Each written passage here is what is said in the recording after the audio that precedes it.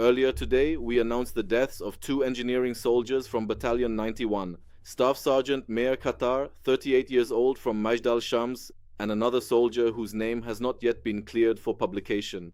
The purpose of this operation is clear: to remove direct threats to the communities, to destroy and harm the enemy, and to protect the citizens of Israel. At the beginning of the week, we warned the Iranian Revolutionary Guards, "Leave Lebanon or we will attack you." We attacked and eliminated them precisely at the place where they were hiding, in a hotel in Beirut, in the heart of a civilian population. In a powerful strike, we destroyed the headquarters of the Revolutionary Guards Air Force. Amir Ali Hajizadeh appears, the former commander of the Revolutionary Guards Air Force, who was eliminated in the operation along with his aides.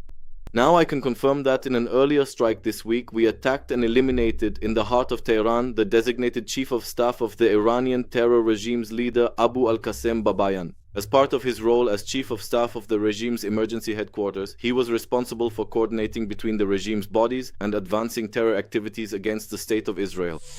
Good evening. We are on the 9th day of Operation Lion's Roar. The IDF continues to strike forcefully in Iran and Lebanon. Earlier today, we announced the deaths of two engineering soldiers from Battalion 91, Staff Sergeant Meir Qatar, 38 years old from Majd al-Shams, and another soldier whose name has not yet been cleared for publication. May their memory be blessed.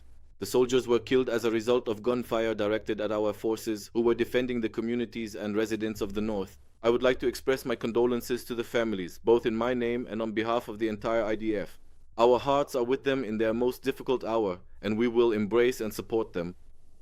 When I spoke with the commander of the Northern Command this morning, he aptly described the IDF soldiers operating on the northern border as the defenders of the Galilee. The soldiers who fell defended Margaliot, Manara, and Misgaf Am with their own bodies. The purpose of this operation is clear: to remove direct threats to the communities, to destroy and harm the enemy, and to protect the citizens of Israel.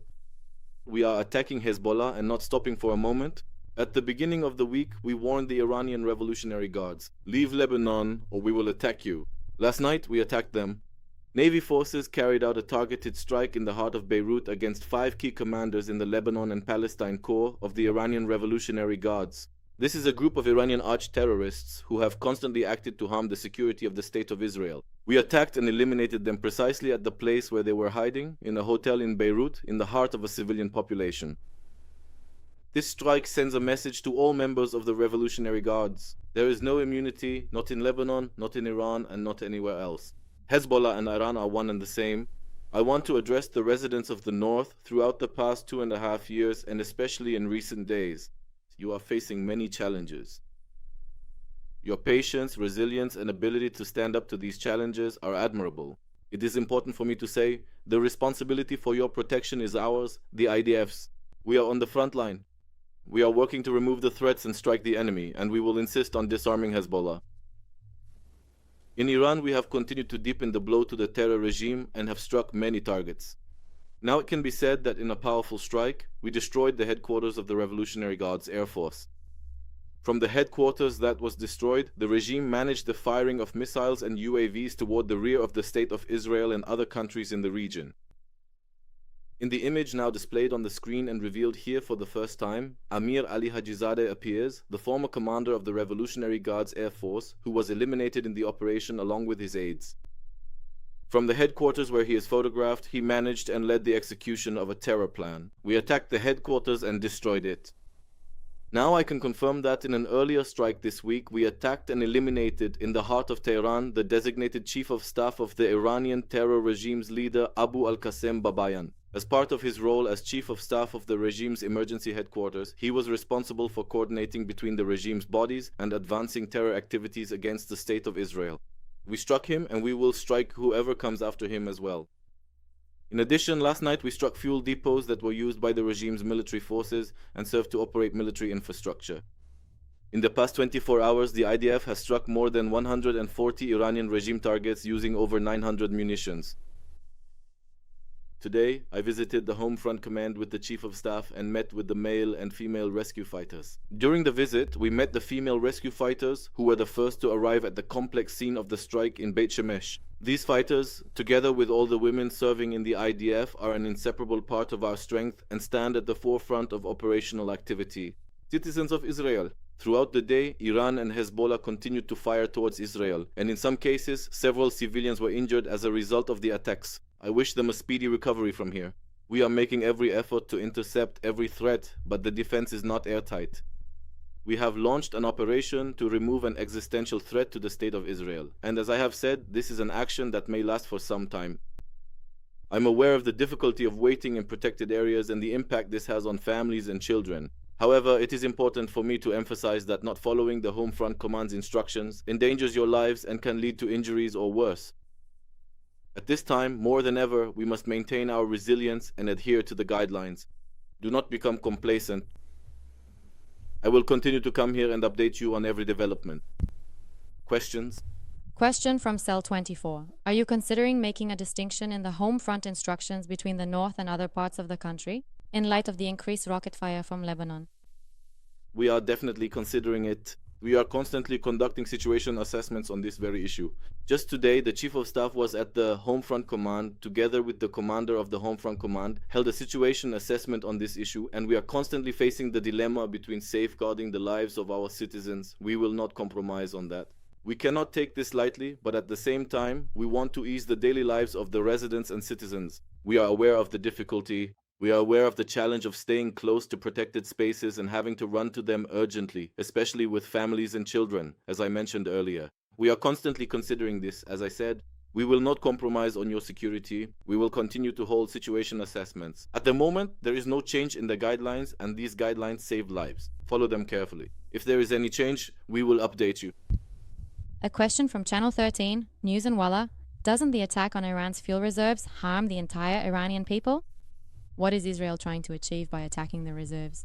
Well, last night we struck fuel depots in the area of Tehran, fuel depots that are used by the Iranian terror regime and its military apparatus. This harms the Iranian terror regime, and we are already seeing the effects of it now. This is the oil that lubricates the wheels of the regime, and its terror operations against the state of Israel, against the region, and against its own people as a whole. And we will continue to strike all the components of this terror regime in order to weaken and destabilize it. It's important for me to say from here, and we've said it several times, we are not fighting the Iranian people. They are a great people, and I very much hope that they will take their fate into their own hands soon. We will continue to strike and destabilize this terror regime until the existential threat is removed.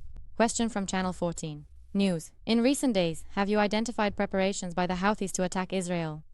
And if so, is there a possibility of a preemptive strike to thwart this? Well, we entered this campaign having taken into account and prepared for a multi-front campaign, and once again we have prepared for this. We will strike with force, as we have demonstrated with great intensity in recent days, against anyone who dares to raise a hand against us, anyone who dares to harm the state of Israel. Question from Israel Hayom. In recent days, there have been quite a few casualties on the northern border. Last night, 2 soldiers were killed. Is it right to remain on the defensive and leave the soldiers as sitting ducks at the firing range? Look, I choose to answer it like this. I have been wearing a uniform for almost 35 years now. Most of my military service has been as a combat soldier and in places, exactly in the places where today the 2 combat engineering soldiers were killed. I want to tell you that I object to the use of that term. I think it is inappropriate. IDF soldiers are fighting bravely as they defend the civilians of the north. The soldiers who were killed today died while physically protecting Manara, Margalio, and Misgav Am. Understand the defense over the past few days. We are taking the initiative. Northern Command is constantly attacking from the air, sea, and land, and is protecting the citizens of Israel. Our soldiers serve as a buffer between our people and any threat from Hezbollah, and we will continue to strike and harm them until the threat is removed. A question from Mendy Rizal, Kol Barama. Is the IDF disappointed that the Iranian people have not yet taken to the streets? Look, let's divide this question into two answers. The first part is that I hope the Iranian people will take their fate into their own hands and reclaim this country that has been taken hostage by this Iranian terror regime. As I said before, we are not fighting the Iranian people. And the second part is that we are acting to remove the threats coming from this terror regime, which is constantly working to destroy the state of Israel. We are working to destabilize it. In the coming days, we will intensify our strikes more and more. It is already destabilized, as I said, in the coming days, and we will continue to act forcefully until the threat is removed. Thank you very much, indeed.